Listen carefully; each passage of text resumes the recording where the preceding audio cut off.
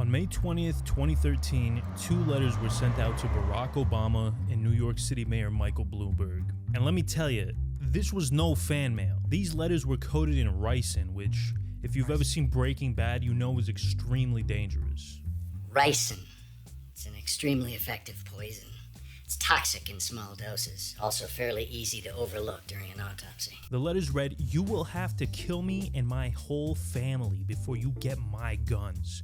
The right to bear arms is my constitutional, God-given right. What's in this letter is nothing compared to what I've got planned for you." Once it was discovered that these envelopes were more toxic than my last marriage, the feds assembled a task force to hunt down the lunatic responsible. The FBI, Department of Homeland Security, Secret Service, and Post Office were all working together, but the sender covered their tracks well. After 2 days with no solid leads, the FBI finally got a call.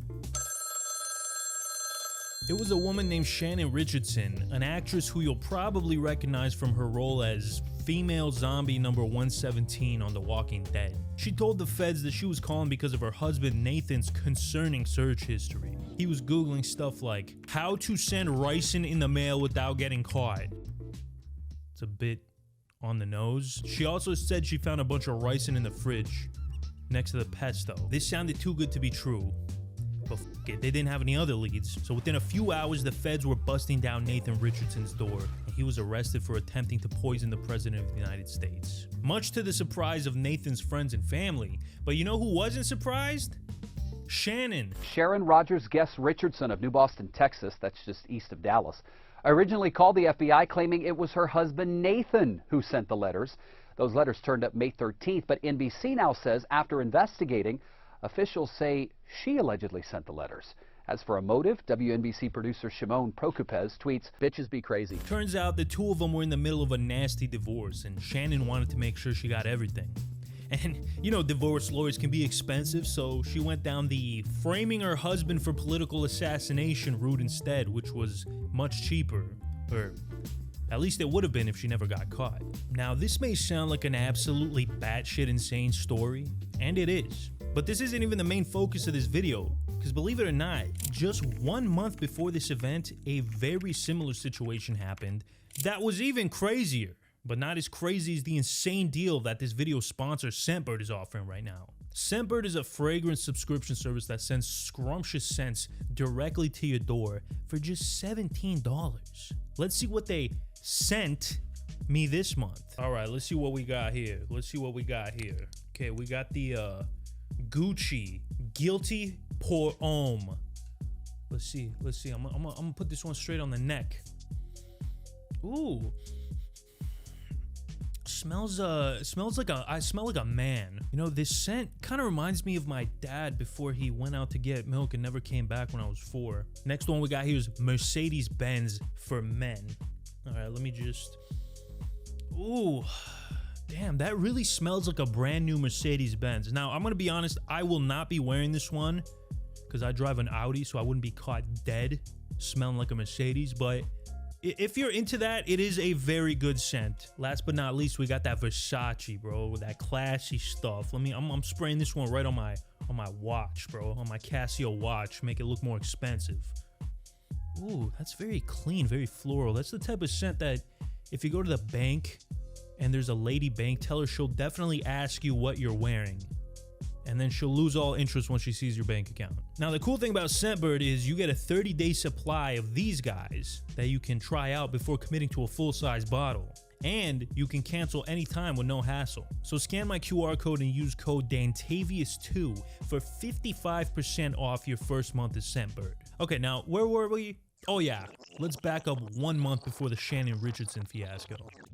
Our story begins in Tupelo, Mississippi, a pretty unremarkable town whose only claim to fame is that it happens to be the birthplace of Elvis. But more importantly, it's also the home of one of the best damn Elvis impersonators this country has ever seen, Paul Kevin Curtis. One day, Curtis was driving to his ex-wife's house to have dinner with his kids like he did every week. when he started noticing there were a lot more police cars in the area than usual. But Kevin was too focused on the delicious meatloaf and brown sauce he was about to indulge in, so he ignored the cops and kept driving. At one point, he stopped to check the mail and boom, he got swarmed. Mississippi PD, FBI, Secret Service, SWAT, CSI Miami, Hawaii 5-0, Men in Black. Everyone was there, and they were all pointing guns at Kevin and yelling for him to get down on the ground. Kevin was in a panic. He thought, this must be some kind of mistake. His only crime was being too good at impersonating the king.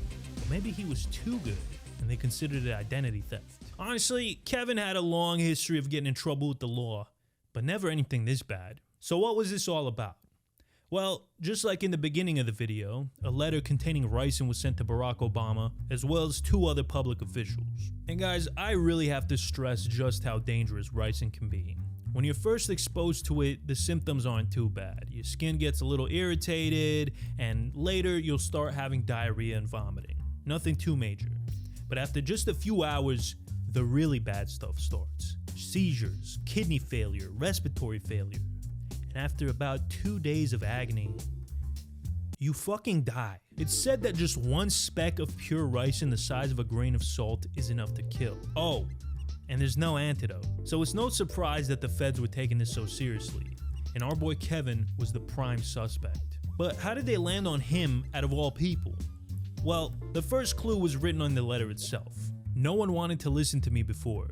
There are still missing pieces.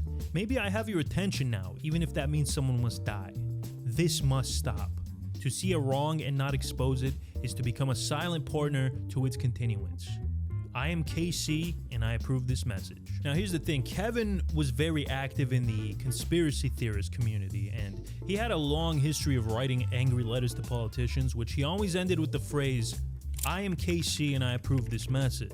And if that wasn't proof enough, he also sent the envelope from the fucking post office next to his house. So either this guy wanted to get caught or he was the dumbest criminal of all time. When the news got out that Mr. Curtis was arrested for trying to whack the president, most people that knew him weren't surprised at all. He was known throughout the community for being a little eccentric. In fact, when his ex-wife was questioned by police, she said he was, quote, extremely delusional, anti-government, and felt the government was spying on him with drones. It was looking like the FBI had a slam dunk on their hands. It was clear to everyone that Kevin was the culprit. All they had to do was get him to admit it. Except he didn't admit it. The FBI interrogated Kevin for 7 straight hours. Okay, just to put that into perspective, that's like 19 episodes of According to Jim. When he was questioned on ricin, Kevin responded, I don't even like rice. If you search my house, you won't find any rice. But the feds weren't buying his dumb guy shtick, so they tried every trick in the book to get him to crack. Good cop, bad cop, polygraph tests, cock and ball torture. They even lied and told him that a little girl was in the hospital because of him. But nothing worked.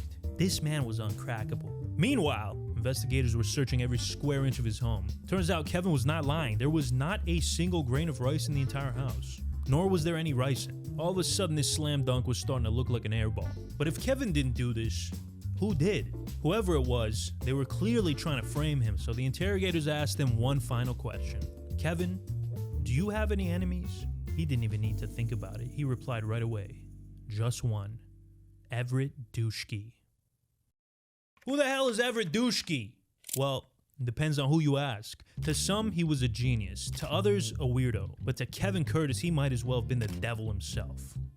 But we'll get to that. During the day, Everett worked as an insurance salesman, and at night he ran a Taekwondo dojo. Before moving to Tupelo, he was fired from 2 other dojos, once for stealing and another time for banging the married mother of one of his students, who he would later marry and divorce within the span of a year. I'm already starting to like this guy. Outside of martial arts and banging moms, he was also an aspiring politician and independent newspaper publisher. He spent most weekends playing his music at bars, which patrons described as complete dog shit. One look in your eyes and I'm on fire. And baby, now this world is yours. Oh, and I almost forgot, he's also a member of Mensa, a fact which he made sure everybody knew by constantly flashing his Mensa ID card wherever he went. But the most important thing you need to know about Everett is that he fucking hated Kevin Curtis with a passion, okay? He hated him more than I hate Franklin the Turtle, and the feeling was mutual. Like, these guys were like Doofenshmirtz and Perry the Platypus. But how did this blood feud even begin? To answer that, we gotta talk about the dead body in the fridge. Back in 1999, Kevin was working as a janitor in North Mississippi Medical Center in Tupelo. One night, there was an accident in the morgue. I'm not gonna get into the details, but there was blood, guts, and ass all over the place. It was an absolutely horrendous scene. One of the doctors called Kevin down to clean up the mess, and it took him hours to finish cleaning up all that gore. By the time he was done, he was thirsty as hell. All he wanted was a delicious Dr. Pepper. So he opened up the first fridge he saw, hoping to find that sweet, sweet elixir. There was no Dr. Pepper. What he saw instead was so disturbing, it would change his life forever. Human body parts! But Danny, he's in a morgue. It's one of the only places where finding body parts in a fridge isn't weird. Well, that wasn't the weird part. The weird part was that he recognized the severed head in the fridge. Whoever it belonged to was alive and well just a few days ago. So Kevin came to the only logical conclusion. The hospital was involved in the illegal black market body parts trade. They were killing people, chopping them up, and selling their organs and limbs to rich schmucks in China. Which I know seems like kind of a stretch, but a few days after the fridge incident, the CEO of the hospital called him into his office and told him he was fired. Suspicious. Why would they fire him if nothing weird was going on? Well, the hospital claims they fired him because he was in an area of the hospital he wasn't authorized to be in. But Kevin wasn't buying that horse shit. He knew the truth.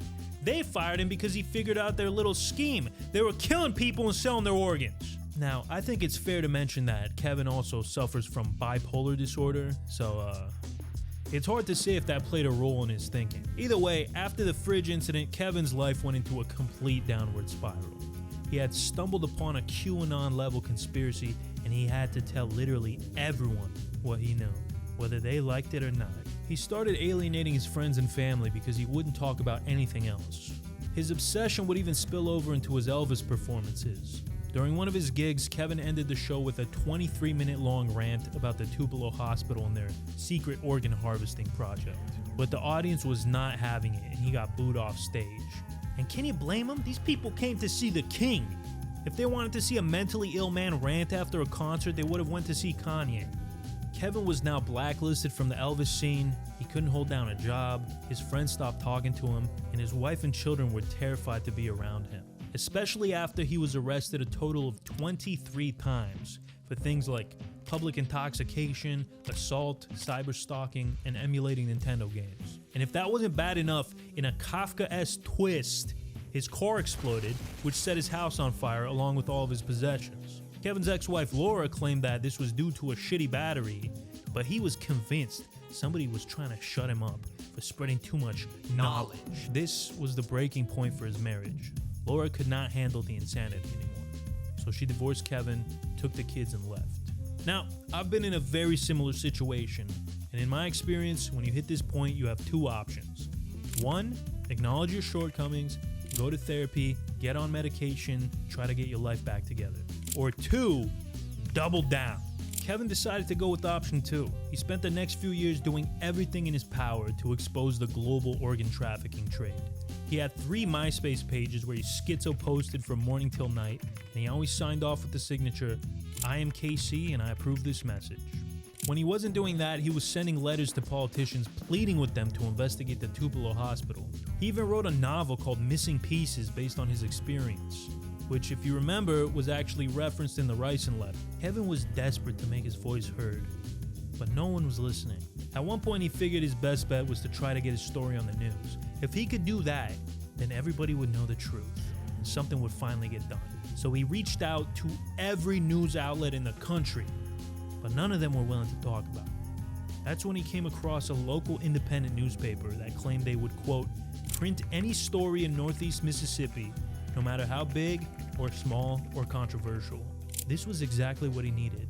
So Kevin reached out to the paper's owner multiple times and told him all about the conspiracy. But just like you on Tinder, he got left on red. Again, and again, and again. Kevin was starting to get a little pissed off. He later discovered that the owner actually worked with his ex-wife. So he decided to do what any normal person would do, and showed up to his work to confront him about not answering any of his calls. The man explained to Kevin that he was trying to run for office and printing such a conspiracy-fueled story would ruin his campaign. Now Kevin was really pissed. He called the man a lying putz and stormed out of the building. That was the first meeting between Kevin Curtis and Everett Dutschke, and the beginning of their feud. One thing you need to understand about these two gentlemen is that they were very similar, like weirdly similar. First of all, they were both musicians, although Kevin was much more successful than Everett. They were both into martial arts, and they were both batshit insane and irritated everyone around them. This unfortunately included each other. Laura once said to Kevin, "You two are so alike, you should be friends." But Kevin disagreed. He hated Everett. Never hated him. In the years following their first meeting, the two of them spent most of their free time stalking and harassing each other on social media. For the most part, the beef stayed on the internet, but it would occasionally spill out into real life. Like when Dutschke tried to bang Kevin's ex-wife. While he was engaged, by the way, he would send her messages like, "You're more my type than my fiance is, but she's been nice to me, so I've got to marry her, you know?" God damn, bro. That's a new type of riz I never heard of before. On another occasion, Kevin decided to troll Everett by posting a photo of a Mensa certificate made out in his name. Everett was a proud member of Mensa, so when he saw that certificate, it really boiled his balls. So he decided to send Kevin a very strongly worded email. "Kevin, I've put up with your lies silently for a long time, but this one I cannot abide. I am an officer in Mensa, Kevin. Of this I am certain you are aware. What you are not aware of is that we keep very good records of who is and who is not a Mensa member. There is one person named Kevin Curtis from New York and one named Paul Curtis from Kentucky. I know you are not either of them. I am giving you 1 day to remove your fraudulent claims from your website.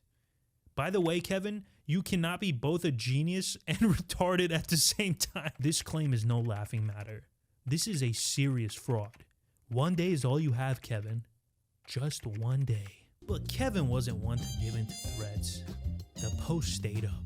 The next day, Everett challenged him to a good old-fashioned martial arts showdown at his dojo, and Kevin agreed, except it never ended up happening. Both of them accused each other of not showing up. According to Kevin, he, quote, drove up to Taekwondo Plus to have a meeting with Everett Dutschke, and the coward had left the building. Everett, on the other hand, claimed it was Kevin who pussied out. It went on like this for years.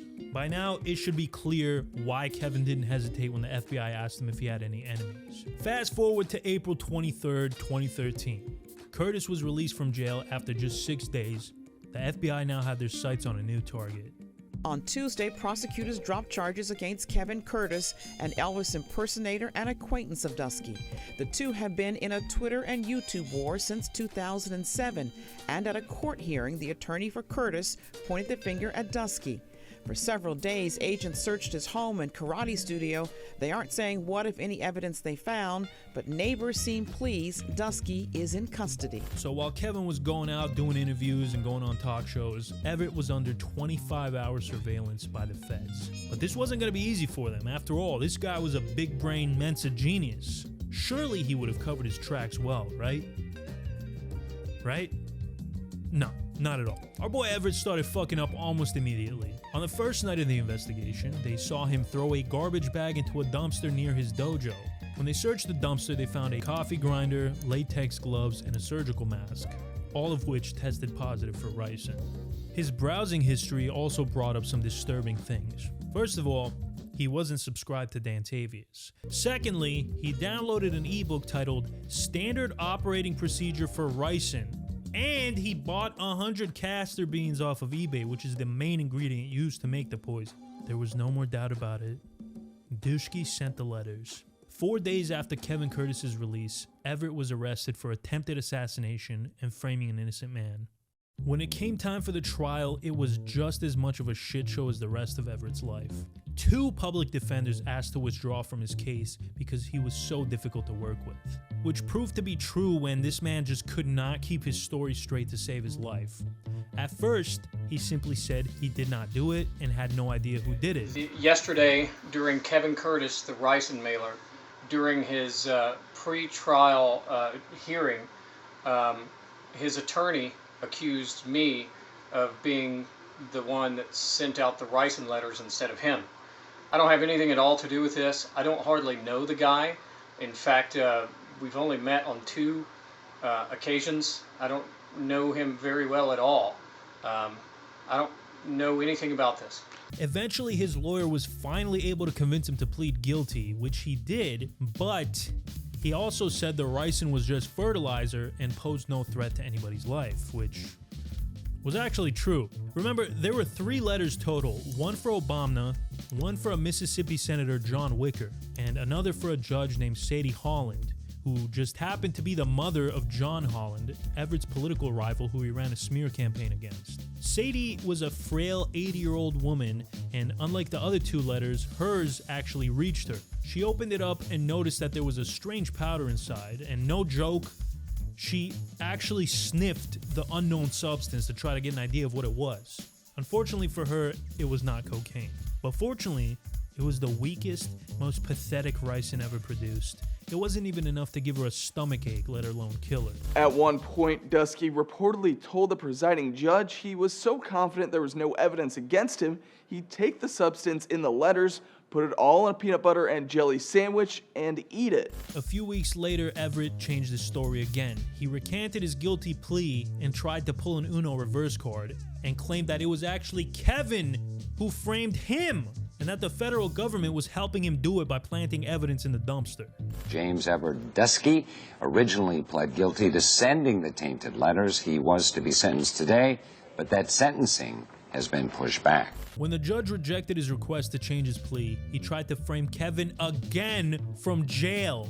While this schlemiel was locked up, he tried to recruit someone on the outside to send another ricin letter to Senator John Wicker, which I guess he was hoping would convince the judge that it was indeed Kevin who sent the letters in the first place. It couldn't have been me. I'm in jail. How could I possibly have done it? Clearly, it was Kevin. He's not in jail. But of course, his plot failed since this is the real world and not a fucking episode of Scooby-Doo. But all of this begs the question, if Everett is supposedly such a smarty pants, how did he screw up so badly? Well, in the weeks leading up to the ricin letters, things weren't looking great for our boy Everett.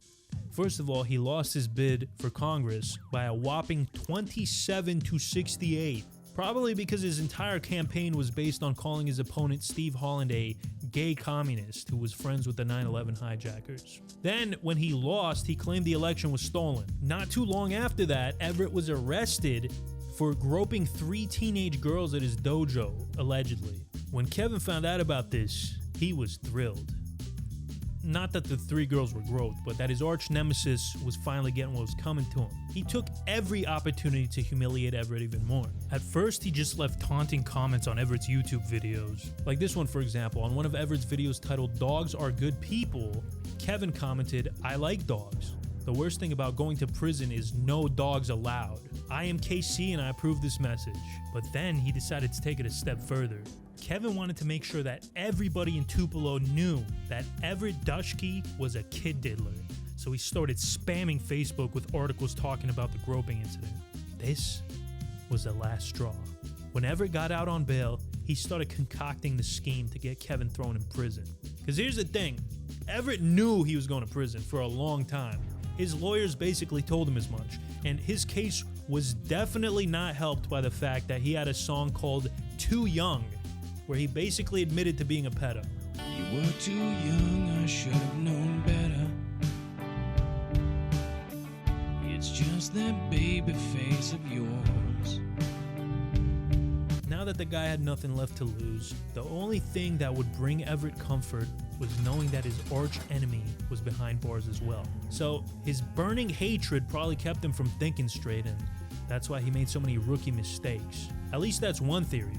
Another theory is that Everett wanted to avoid going to the state pen on diddling charges. Typically, diddlers do not do well in prison. They get their booty holes stretched out to unfathomable proportions by the other inmates. So to avoid that fate, Everett concocted his harebrained scheme to get himself thrown into federal prison instead, which honestly kind of makes sense, and if that was his actual plan, then it worked, because Everett Dutschke was sentenced to 20 years in federal prison, which would run concurrent to his groping sentence, meaning he wouldn't have to do any time in the state pen for the groping stuff.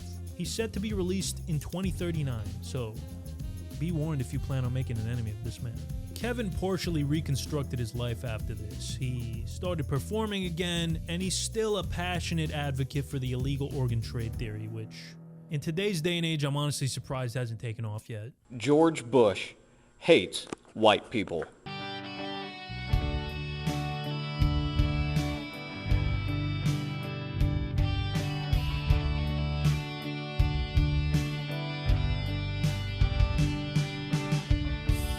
Too young, I should have known better.